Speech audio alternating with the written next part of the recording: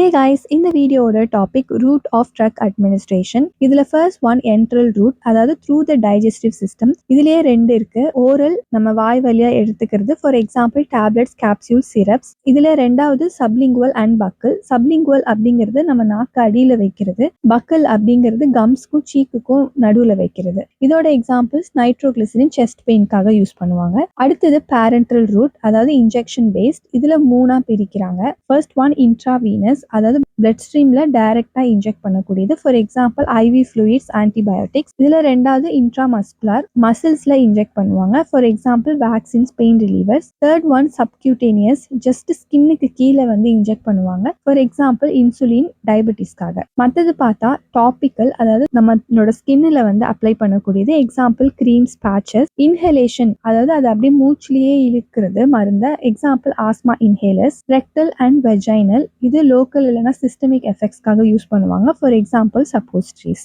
Next வீடியோல பார்க்கலாம். சேனலை சப்ஸ்கிரைப் பண்ணிக்கோங்க.